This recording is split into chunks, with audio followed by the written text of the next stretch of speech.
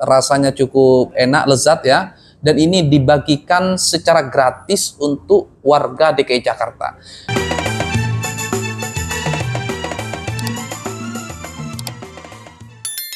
Assalamualaikum warahmatullahi wabarakatuh.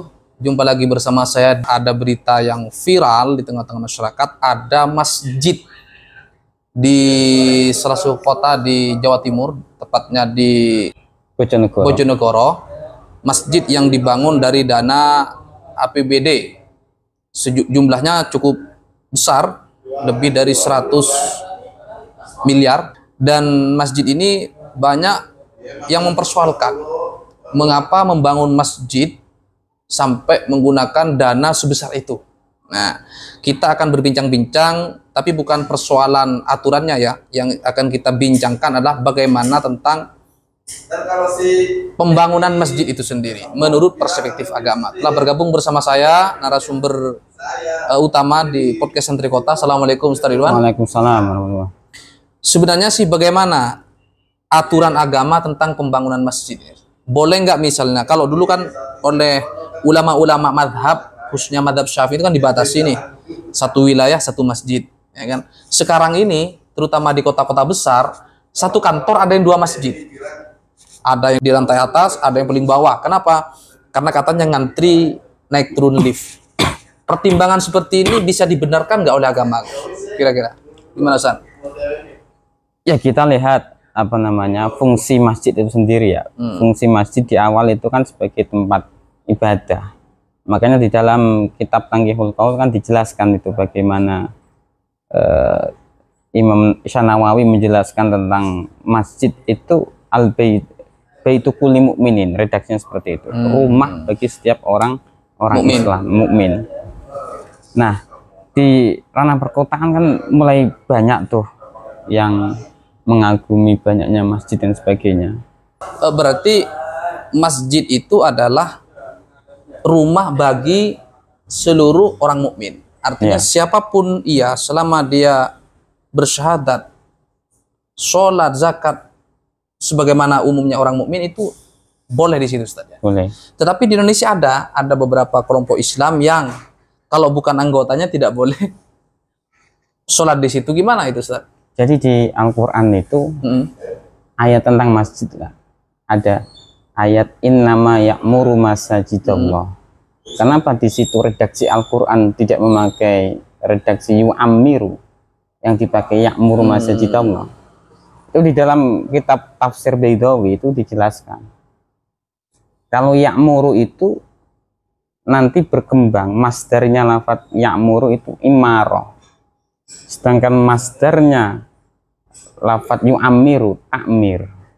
Nah, kenapa Al-Quran bukan nggak memakai yu'ammiru, memakmurkan masjid, sama-sama memakmurkannya? Artinya ya'muru itu dalam artian memakmurkan dalam hal meramaikan masjid dengan ibadah, dengan zikir, dengan memperbanyak baca Al-Quran, dengan mengkaji Al-Quran, mengkaji kitab-kitab Allah di dalamnya.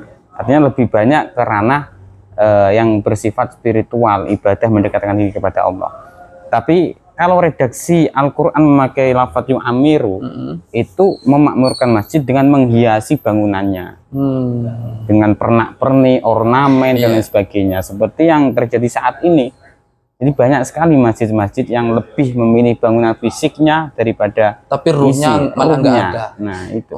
Berarti mungkin ini juga tanda-tanda akhir zaman ya, ketika masjidnya sudah dihias sedemikian rupa ya, tetapi ruh masjid itu sendiri kadang-kadang tidak ada, tidak terlihat. Dan kira-kira apa yang harus umat Islam Indonesia lakukan, mengingat Indonesia ini memiliki masjid terbanyak di seluruh dunia bahkan.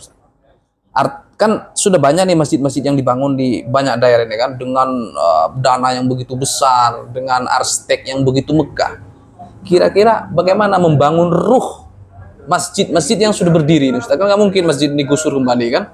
Iya. Apa yang harus dilakukan oleh kita sebagai umat Islam di Indonesia ini, Ustaz? Yang pertama itu ini kan soal cara pikir dan cara pandang yang dimaksud dengan memakmurkan masjid itu seperti apa gitu.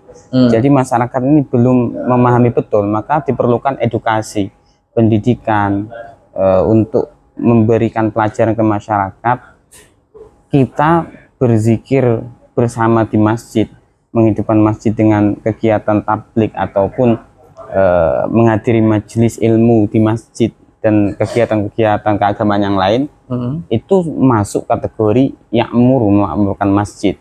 Tetapi masyarakat menganggap bahwa memakmurkan masjid itu ya kita bagaimana bisa menyumbang besar-besaran masjid itu berdiri, kemudian dihiasi dengan ornamen yang sangat indah, bangunan megah, dijadikan destinasi wisata dan lain sebagainya. Memang itu nggak ada masalah sih ya, tapi kita lihat ruh masjid yang lebih penting daripada hanya sekedar bungkus atau fisiknya saja, tetapi ruhnya nggak ada. Ini yang artinya pembangunan masjid yang begitu megah itu juga penting ya? Iya penting, asal diimbangi dengan pembangunan ruh juga. Oke, bagaimana dengan misalnya nih Ustadz, salah satu kabupaten ya, APBD ya, membangun masjid yang begitu megah, sementara di tempat itu, di tempat tersebut masih banyak tanggungan pemerintah daerah mengentaskan kemiskinan, ya. Ada hal-hal yang lebih urgen dari sekedar membangun masjid dengan biaya yang begitu banyaknya. Seperti apa kira-kira Ustaz? Itu terkait dengan alokasi pentasarufan dana ya. Memang ada beberapa ulama yang berpendapat bahwasanya kita sedekah ke masjid, dengan sedekah memberikan makan atau minum ke tetangga kita yang kelaparan, itu lebih afdol kita mengasihkan ke kelaparan. Ada juga yang berpendapat, ada orang bolak-balik umroh tetapi tetangganya kelaparan, itu umrohnya dianggap sebagai umroh yang hanya sekedar wisata saja. Nah, ini kita lihat skala prioritas. Ya memang sama-sama kita mengerjakan kebaikan ya, tapi kebaikan yang lebih kepada unsur pemerataan. Dan kaidah fikih kan ada itu ya, kemanfaatan yang lebih merata itu lebih baik, lebih utama dari kemanfaatan yang bersifat personal pribadi itu. Nah, kalau sudah dibangunkan masjid, ya bagaimana kita sebaik mungkin memanage masjid itu agar menjadi masjid yang memberdayakan masyarakat sekitar gitu. Misalkan kayak Masjid Jogokarian, Masjid Al-Falah Sragen dan lain sebagainya. Itu kan selain sebagai tempat ibadah, tapi sebagai tempat pembangun peradaban masyarakat sekitarnya. Jadi yang semula asalnya ekonominya kurang, adanya masjid, kemudian datanglah jamaah yang berjubel atau sangat banyak, mendatangkan potensi ekonomi yang hidup di sekitar masjid. Parkiran juga ada, lahan pekerjaan ada. Artinya masjid ini menjadi solusi.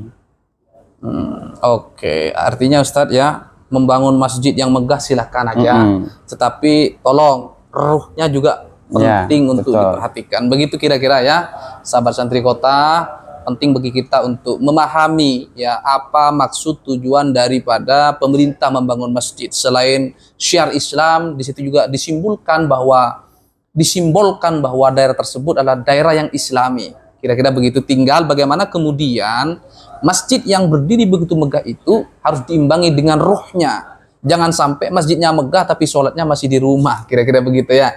Oke, saat ini pemirsa santri kota, saya sedang berada di kantor Ansor, Jakarta. Di depan saya ini ada air. Kemasan rasanya cukup enak, lezat ya. Dan ini dibagikan secara gratis untuk warga DKI Jakarta.